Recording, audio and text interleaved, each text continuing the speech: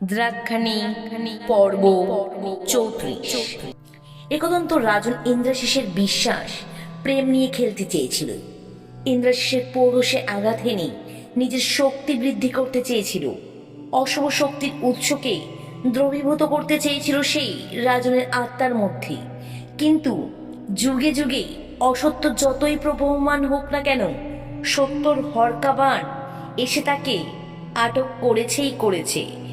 কুলপুরোহিত দিদন্তের ঔরসজাত পুত্র হয়েও একদন্তের মধ্যে তার পিতার কোনো গুণাবলী ছিল না। গুরুকুল থেকে এসেই সে কুলপুরোহিত্য দখল করার বাসনা মনের মধ্যে পুষে রেখেছিল।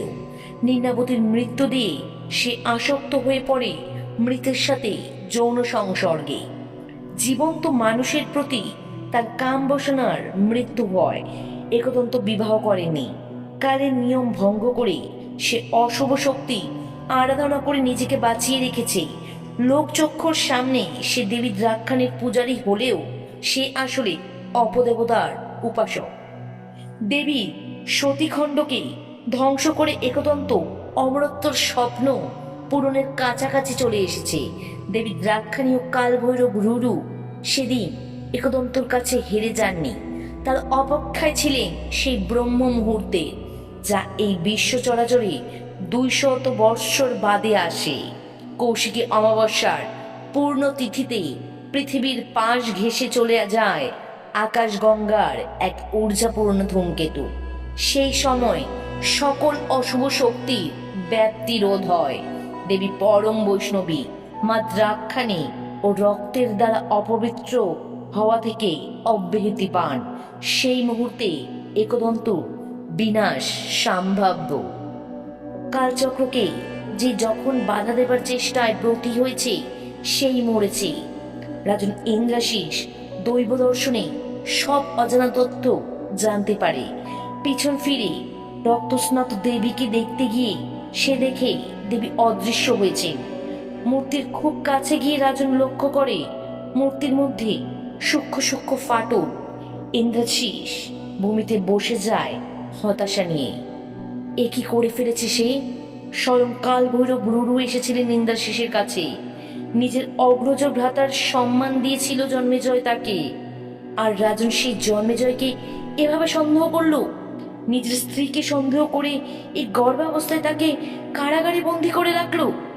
নিজেকে হাজার দিক দিয়েও যেন কুণ্ঠা যাবার নয়, এমন সময় কানে এলো সেই পরিচিত কণ্ঠ। রাজন, কাল সর্বত্র বিরাজমান। কালকে কালের গর্ভে বিলীন করার প্রয়াস করা বৃথা মাত্র।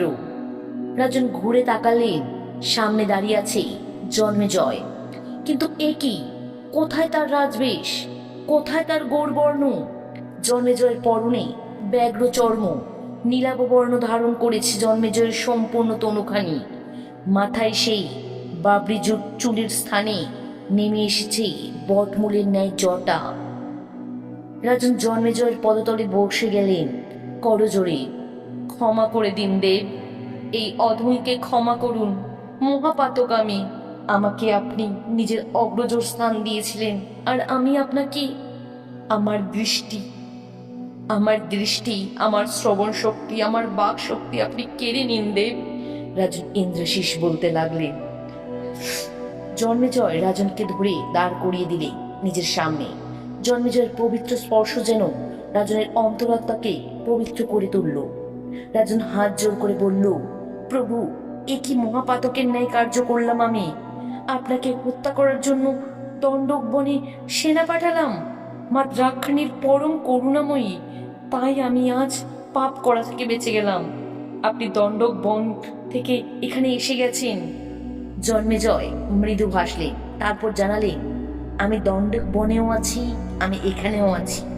আমি তো আসলে তোমার ত্যাগ করে যাইনি। আমি সর্বদা তোমার সাথেই আছি। সেনা পৌঁছে গেছে ওখানে। ওরা আমার নশ্বর দেহ আবরণকে বিনষ্ট করবে। এই তো, করুক না, তাই করুক। যে কারণে নশ্বর শরীর দিয়ে যে অনন্তকাল পরে আমি ফিরে এসেছি তা সম্পন্ন হতে বেশি সময় বাকি নেই।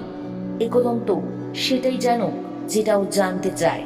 ও জানো রাজন তার বশীভূত।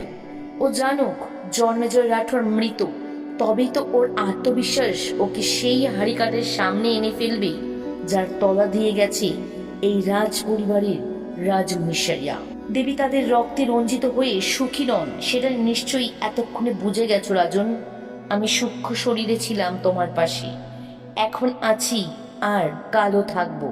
তোমার অষ্টসিদ্ধি পূর্ণ হয়েছে, তুমি এখন কেবলমাত্র রাজা না, তুমি 64 যোগিনী কপালিনীর যজ্ঞ সাধন সঙ্গী। তোমার আত্মা কলুষিত নয়, তুমি এখন সিদ্ধি লাভ করেছ। তাই তুমি আমাকে ও দেবী দ্রাক্ষাণীকে নিজের চর্মচক্ষু দ্বারা দেখতে সক্ষম। আমি দণ্ডক বনে শরীর যোগ বলে ত্যাগ করে এসেছি।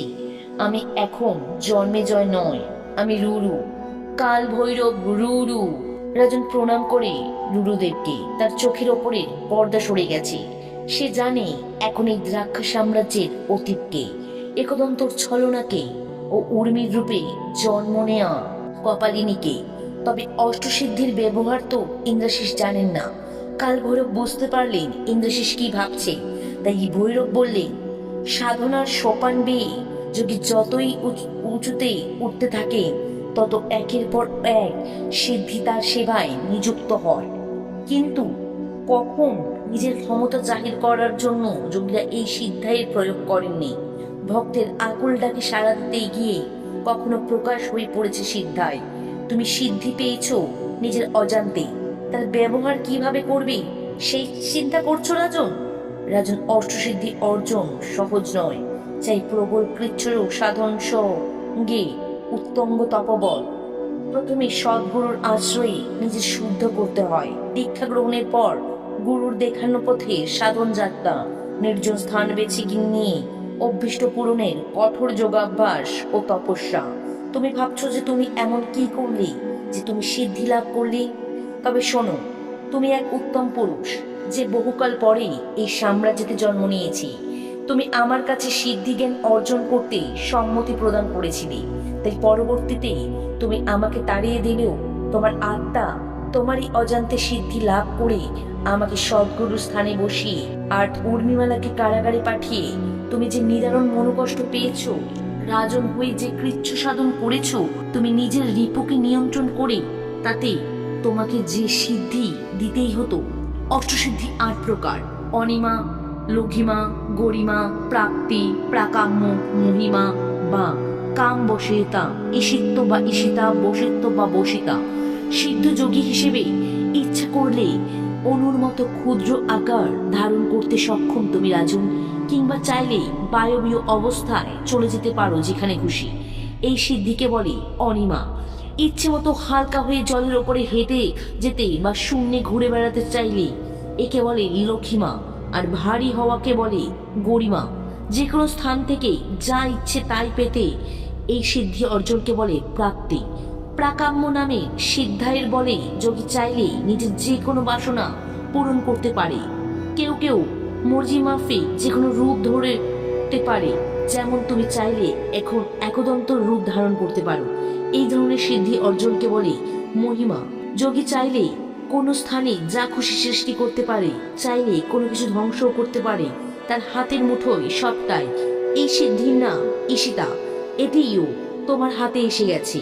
জড় উপাদানকে ইচ্ছা অনুসারে নিয়ন্ত্রণ, সৃষ্টির প্রতিটি জীবকে নিজের বশীভূত করাকে বলে বশিতা, যা এখন করতে তুমি সক্ষম রাজন। অষ্টসিদ্ধি লাভের পর কিভাবে শাস্তি দেবে রাজন একদন্তকে জানতে হলে শুনতে হবে পরবর্তী পর্বগুলো। যারা এখনো সাবস্ক্রাইব করেননি অবশ্যই সাবস্ক্রাইব করে দিন। গল্প পাঠ কেমন লাগলো কমেন্টে জানান। শুভরাত্রি।